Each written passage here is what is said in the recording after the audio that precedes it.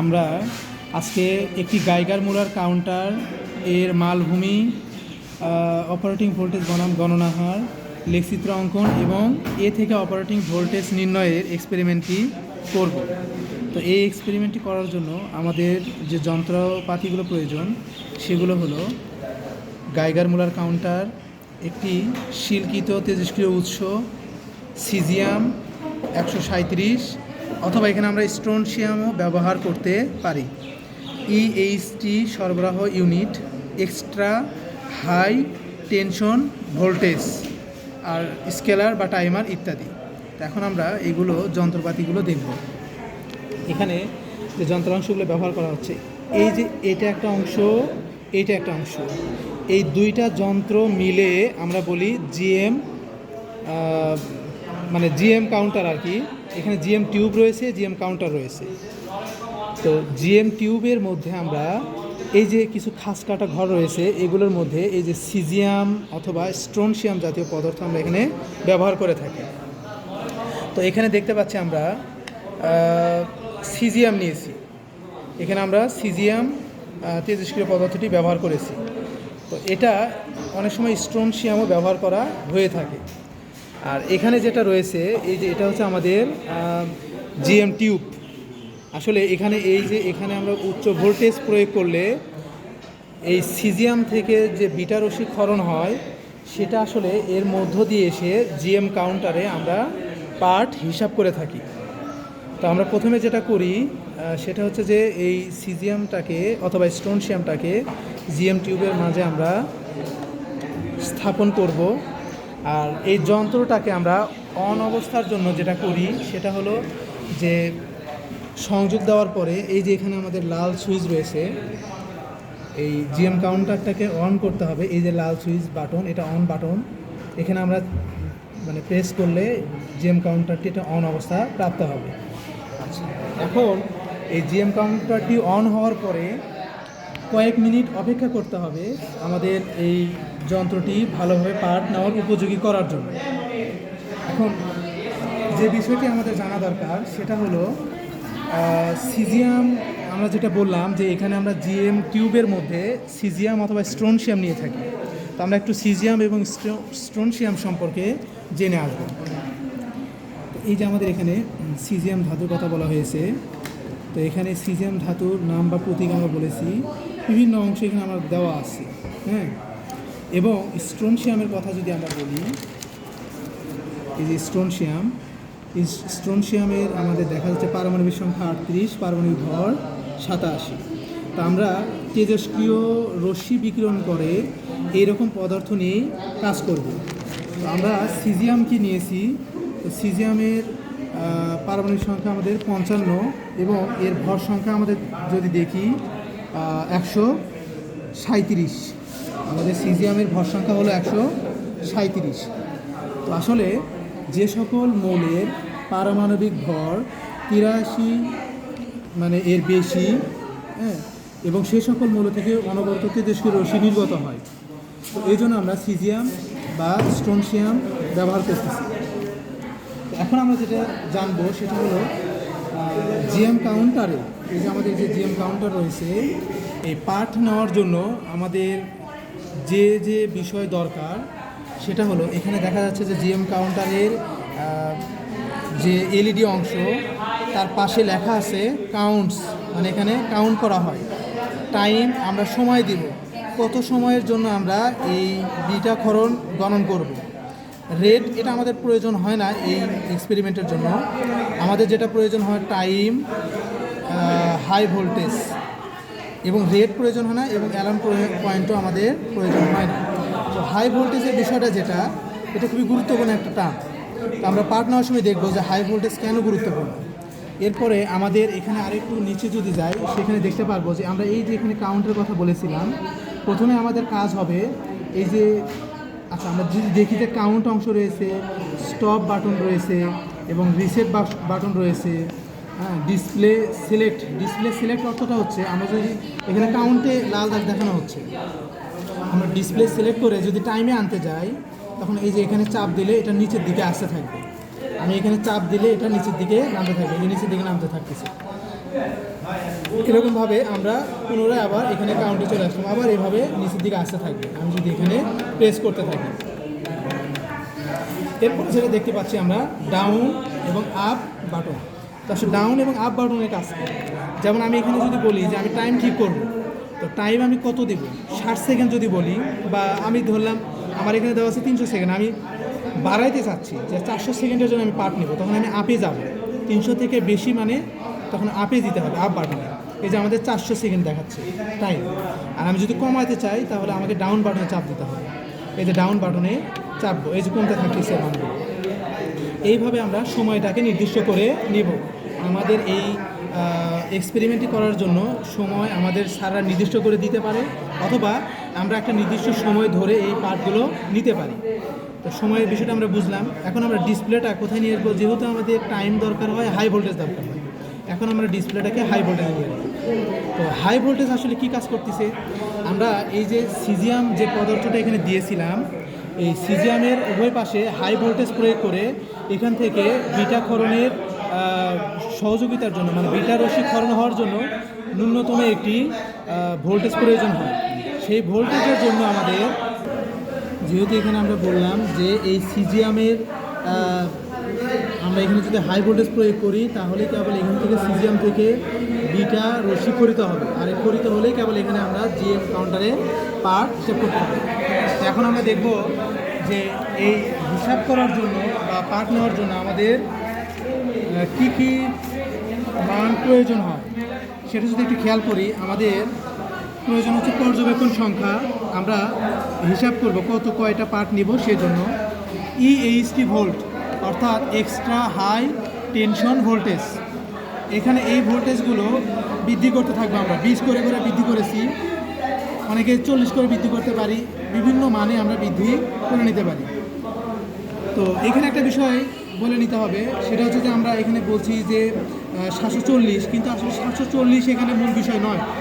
আমাদের এখানে জিএম কাউন্টারে যখন হিসাব করতে যাব তখন একটা পার নেওয়ার সময় আমরা এখানে ভোল্টেজ 740-এ যখন যাবে, তো তখন দেখা যায় যে 740-এ যদি আমরা এভাবে নিয়ে যাই, 740-এ নিয়ে গেলে দেখা যাবে যে সেকেন্ডে 100 সেকেন্ডের জন্য যখন পার্ট নিতে ধরি তখন সেখানে কোনো কাউন্ট দেয় না।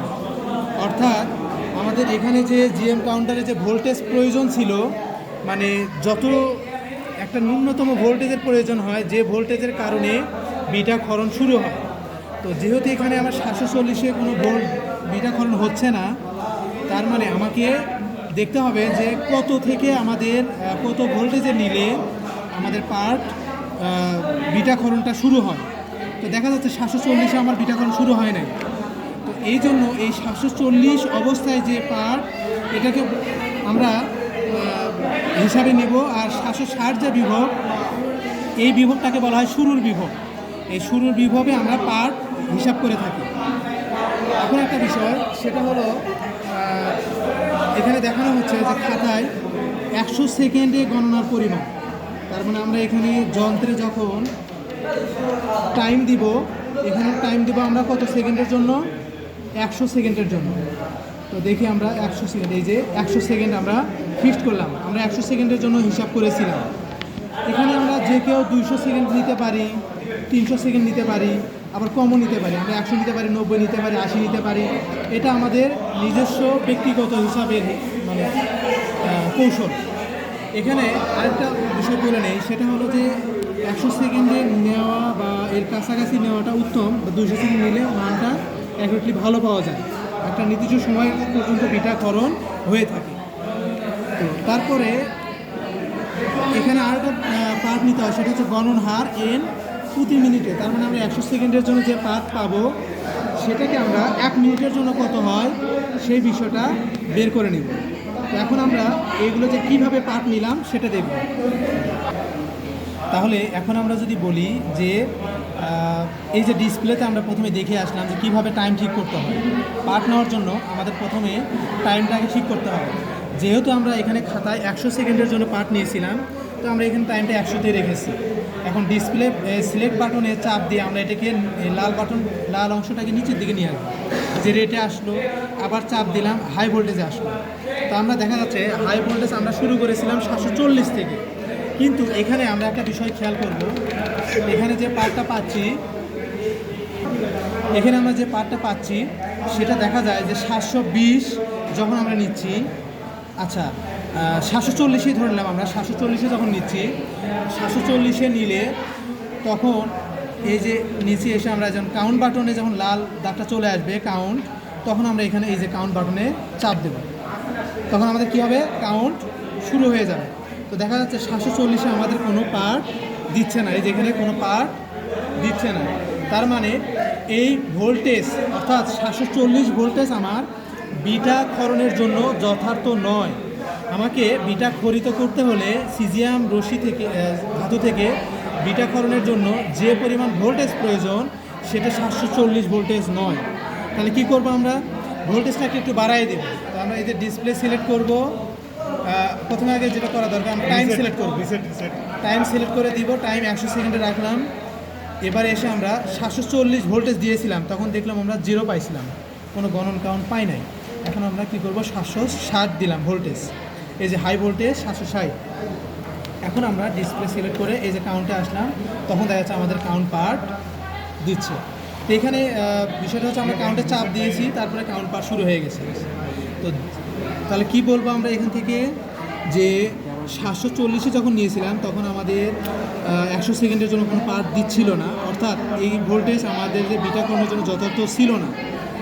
760 ভোল্টেজ যখন আমরা নিলাম তখন আমাদের এখানে হিসাব শুরু হয়ে গেছে বা কাউন্ট শুরু হয়ে গেছে, আমার বিটা ক্ষরণটা শুরু হয়েছে।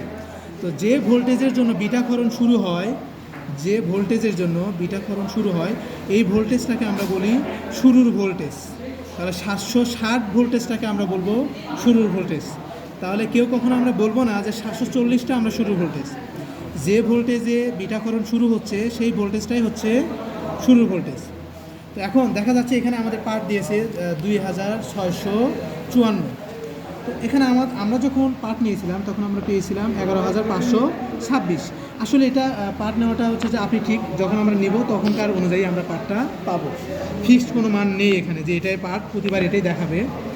তো এইভাবে আমরা কি করব, প্রতি ক্ষেত্রে এটা রিসেট দেব, রিসেট দিলাম, রিসেট দেওয়ার সঙ্গে সঙ্গে আমার এগুলো সব ডাটা ক্লিয়ার হয়ে গেল।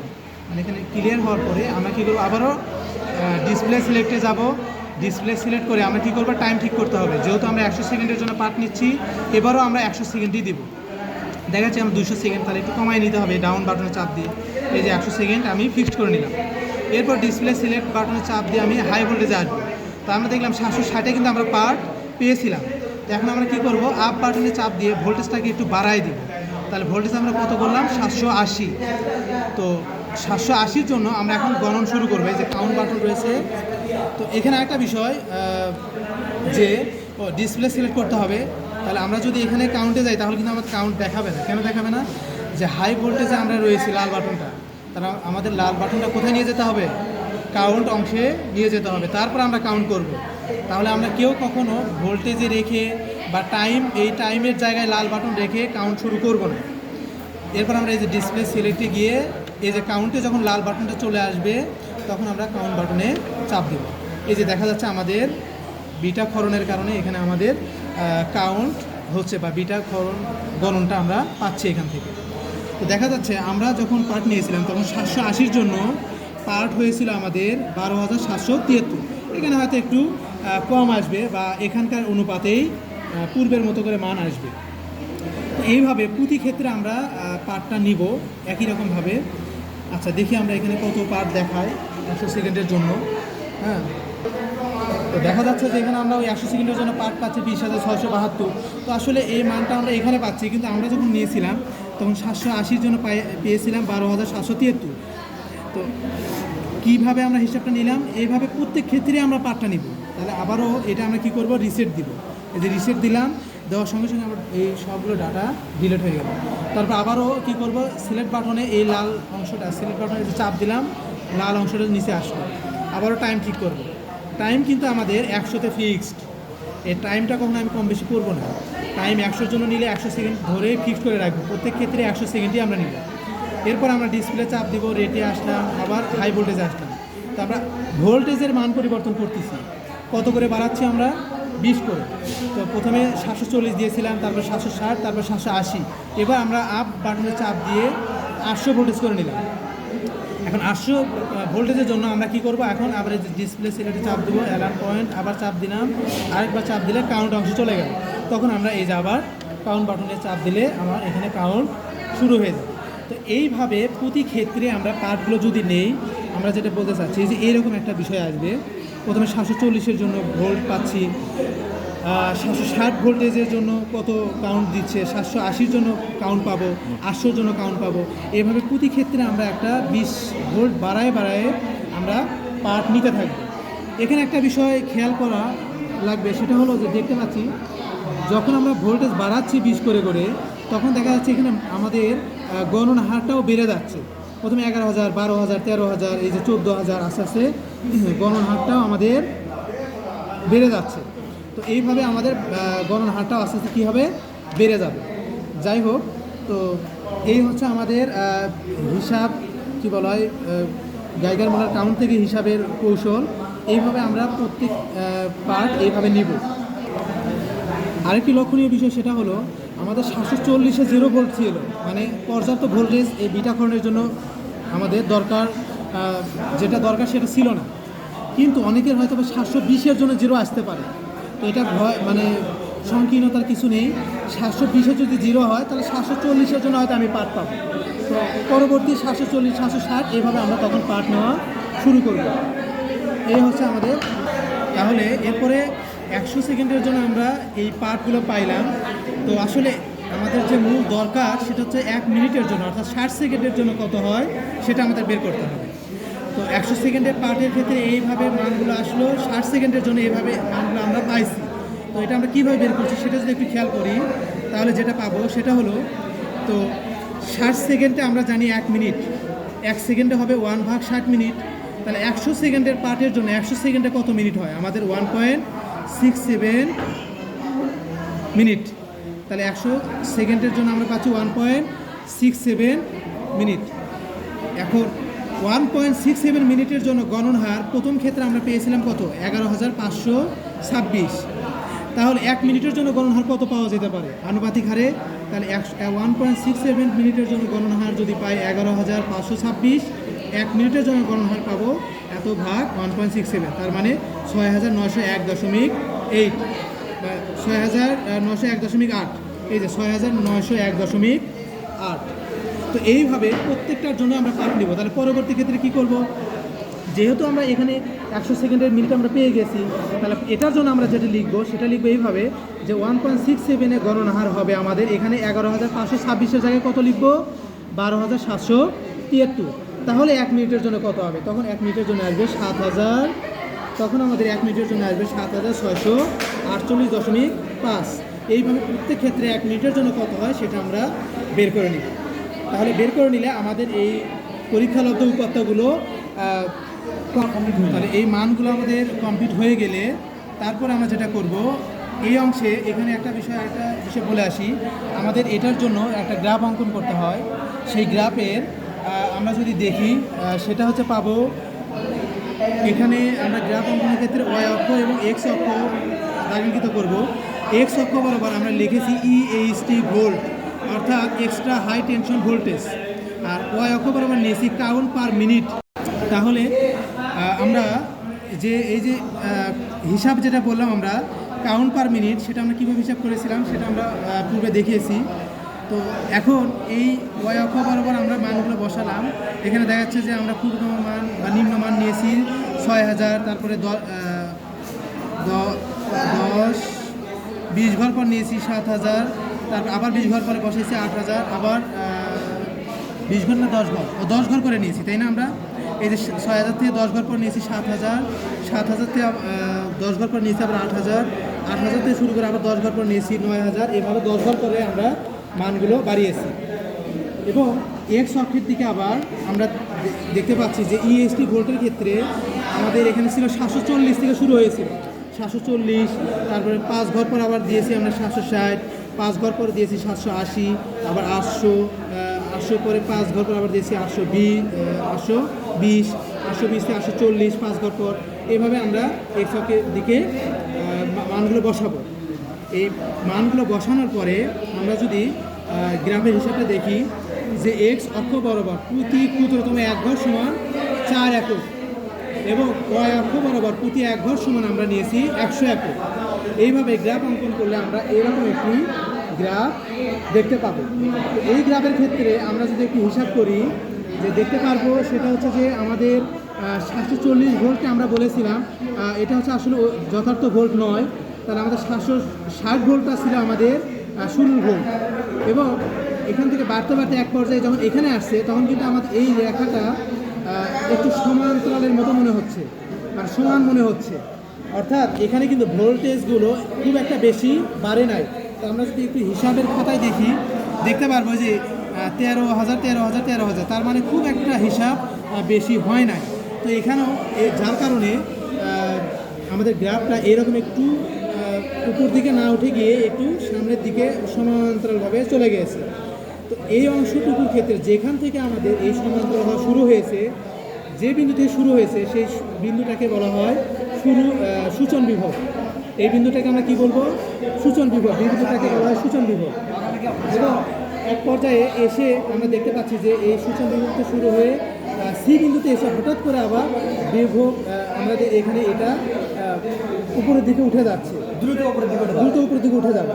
আচ্ছা, তাহলে সেক্ষেত্রে দেখা যায় যে যে বিন্দু থেকে দ্রুত উপর দিকে উঠে যাচ্ছে আর আমরা যে বিন্দু থেকে এই যে সূচন বিভবটা শুরু হয়েছে সেই দুটো বিন্দুর মধ্যবর্তী দূরত্বকে আমরা বলি মালভূমির দূরত্ব। তাহলে আমরা বি এবং সি এর দূরত্বকে আমরা বলি মালভূমির দূরত্ব। এখন আমরা অপারেটিং ভোল্টেজ নির্ণয়ের জন্য গ্রাফ থেকে যে হিসাবটা করব, সেই হিসাবের জন্য আমাদের যেটা দরকার সেটা হচ্ছে নতি বের করতে হবে। নতি বের করার ওয়েটা হচ্ছে N2 বিয়োগ N1 N V2 বিয়োগ V1 গুণন 100%। তাহলে এখানে N2 এবং N1 এর হিসাব যদি আমরা এই যে বইয়ের যে গ্রাফটা দেওয়া আছে সেখানে যদি হিসাব করি দেখা যাবে যে আমরা বলে গ্রাফ থেকে কিছু না দেখে আসলাম যে বি বিন্দুটাকে আমরা বলেছিলাম সূচন বিভব, আর সি বিন্দু থেকে হঠাৎ করে ভোল্টেজটা বেড়ে গিয়েছিল। তো এই অংশটাকে আমরা মালভূমির দূরত্ব বলেছিলাম। তো এই অংশ থেকে আমরা N2 এবং N1 হিসাব করে থাকি। দেখা যায় সি বিন্দু থেকে যে রেখাটা দেখানো সেটা হচ্ছে N2, আর সূচন বিন্দু থেকে যেটা গিয়েছিল সূচন বিভব থেকে সেটা হচ্ছে আমাদের N1। তো আমরা আমাদের খাতায় যদি হিসাব দেখি তাহলে আমাদের এই যে এখানে এটা হচ্ছে সি বিন্দুতে দেখা যাচ্ছে একটা রেখা আমরা টেনেছিলাম, সেটাকে আমরা বলেছিলাম এই যে N2, হ্যাঁ। এবং আমরা এই যে সূচন বিন্দু যেটা বি সেখান থেকে যে রেখাটা টেনেছিলাম সেটা হচ্ছে N1। আর এই যে V2 মান বের করার জন্য এই যে এখানে যে V2 বিয়োগ V1 বলা হয়েছে, এখান থেকে যদি হিসাব করি এই যে এটাকে আমরা বলি সি বিন্দু থেকে নিচের দিকে এক্স অক্ষের ওপর যে বিন্দুটা আপতিত হয়েছে সেটা হচ্ছে V2, আর সূচন বিভব থেকে যে বিন্দুটা আপতিত হয়েছে সেটা হচ্ছে V1।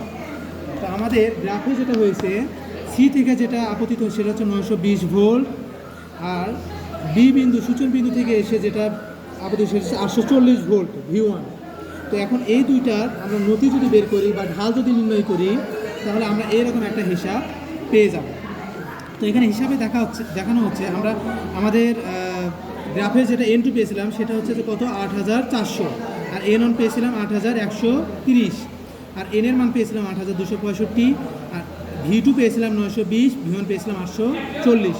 এটাকে যদি আমরা করি তাহলে আমাদের যেটা পাবো দেখা যাচ্ছে এটা বিয়োগ করে 270, আর এই ক্যালকুলেশনের ফলে আমরা পার্ট পাবো 0.0408%। অর্থাৎ এখানে যে পার্টটা পাইলাম, এখানে একটা বিষয় জানা দরকার, সেটা হলো এনটা আমরা যে বের করেছি এনটা হচ্ছে N1 যোগ N2 ভাগ 2, এইভাবে আমরা এনের মানটা নির্ণয় করতে পারি। এখন এখানে গুরুত্বপূর্ণ যে বিষয় সেটা হলো এখানে যে আমরা নতি বের করেছিলাম এই নতির মান আসলে কত হওয়া দরকার আমাদের এই মালভূমি অপারেটিং ভোল্টেজ নির্ণয়ের ক্ষেত্রে। নতির মান কত দরকার, কত হলে আমরা যথার্থ অপারেটিং ভোল্টেজটা পাবো, সেটা আমাদের বইয়ে উল্লেখযোগ্য যে মানটা দিয়েছে সেটা হলো এটা 0.05-এর বেশি হওয়া যাবে না। সেক্ষেত্রে আমাদের এখানে যেটা পার্ট এসেছে 0.0408%। তো এখন আমরা অপারেটিং ভোল্টেজের সূত্র যদি বসিয়ে দিই V1 V2 মাইনাস V1 840 যোগ, তখন আমাদের ভোল্ট পাচ্ছে 880। তো এই হচ্ছে আমাদের অপারেটিং ভোল্টেজ নির্ণয়ের কলা কৌশল, তাহলে আমরা একটি গাইগার মুলার কাউন্টারের সাহায্যে খুব সহজেই এর অপারেটিং ভোল্টেজ নির্ণয় করতে পারি। এটাই হচ্ছে আমাদের পাঠ নেওয়ার কৌশল।